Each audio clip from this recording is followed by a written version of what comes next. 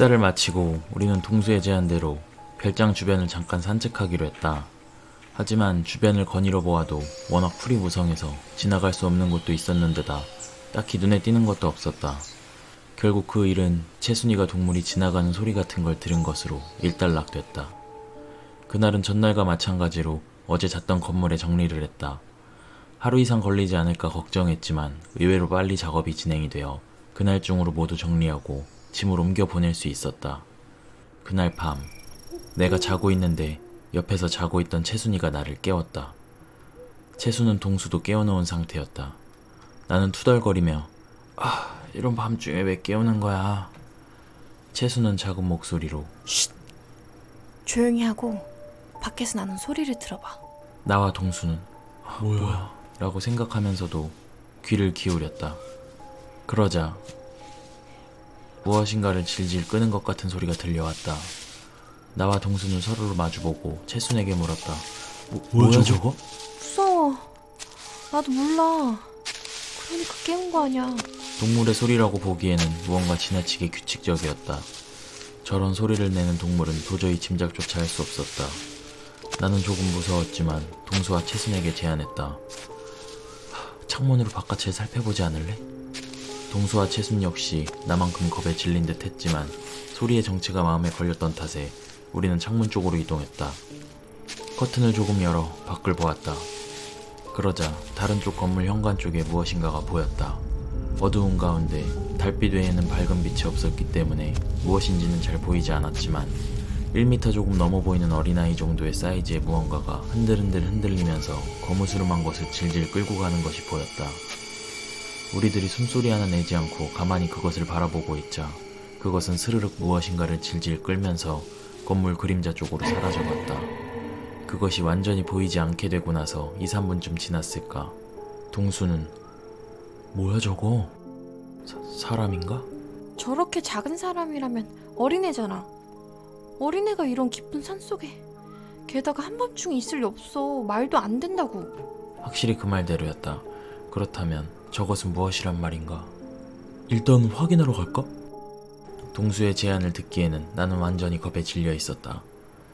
아니야. 어차피 내일 저쪽 건물 정리하러 갈 거잖아. 그때 같이 확인하자. 동수와 채순도 내심 무서웠던지 모두 그렇게 하자고 동의했다. 그리고 그날은 어떻게든 잠을 청했다. 다음날 아침 피로와는 분명히 다른 이유로 우리의 다리가 무거웠다. 나와 동수, 채수는 가까이에서 나무 막대를 주워 손에 쥐고 겁을 내면서 어젯밤 그것이 보였던 부분의 덤불을 조사하기 시작했다. 잡초를 헤집으며 별장 뒤편의 덤불을 조사하는 도중 막대기 끝에 무엇인가 부드러운 물건이 닿았다. 나는 동수와 채순에게 야! 여기 뭔가 있는 것 같아! 나는 동수와 채순에게 외쳤다. 덤불을 밀어 헤쳐보니 그것은 하수구에 진흙같이 생긴 무엇인지 알 수 없는 질척질척한 검은색의 물체였다. 자세히 보니 그곳에만 있는 것은 아니었다. 띄엄띄엄 여기저기에 떨어져 있었던 것이다. 뒤를 따라가면 별장 뒤의 벽에도 찰싹 달라붙어 있었다. 게다가 그 물체의 흔적을 따라가 보니 정말 별장 마루밑 쪽까지 자국이 계속되어 있었다. 그렇지만 그 이상 이상한 것은 없었다. 마루밑 쪽도 살펴봤지만 입구 부근에 그 질척질척한 물체만 있는 반면 안쪽에는 없는 것 같았다. 나도 동수도 채순도 왠지 조금 기대하고 있던 것이 빗나갔던 것인지 김이 빠진 느낌이었다. 우리는 결국 어딘지 꺼림칙한 느낌을 가지고 이사 작업을 계속 하기로 했다.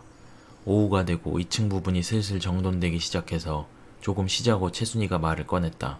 그러자 1층에 있던 동수가 잠깐 이쪽으로 좀 와볼래? 라고 우리들을 불렀다.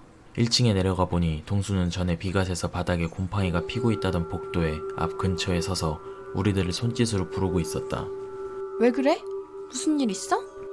이 안쪽에서 뭔가 부스럭거리는 소리가 나는데 뭔가 있는 걸까? 어제 그거라던가.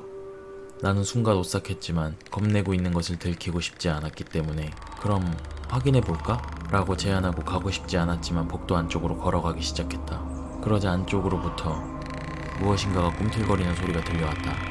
우리는 모두 굳어있었다. 채순이가 겨우 동물 같은 게 안에 들어가 있겠지? 전혀 자신 없는 것처럼 말했다. 하지만 어제의 일도 있으니 정말 무섭다. 그렇지만 공포와 더불어 확인을 하고 안심하고 싶다는 기분도 공존하고 있었다. 그래서 우리는 용기를 쥐어짜내 어둑어둑한 복도 안쪽으로 들어가 보기로 했다. 바닥은 습기로 인해 곰팡이 투성이인 모양이었고 걸을 때마다 기분 나쁜 소리가 났다. 거기다 안쪽에서 들려오는 바스락거리는 소리도 사라질 기미가 보이지 않는다. 그래도 우리는 용기를 내서 앞으로 나아갔다. 그리고 복도의 안쪽의 어두운 곳, 그 소리를 낸 것이 있었다.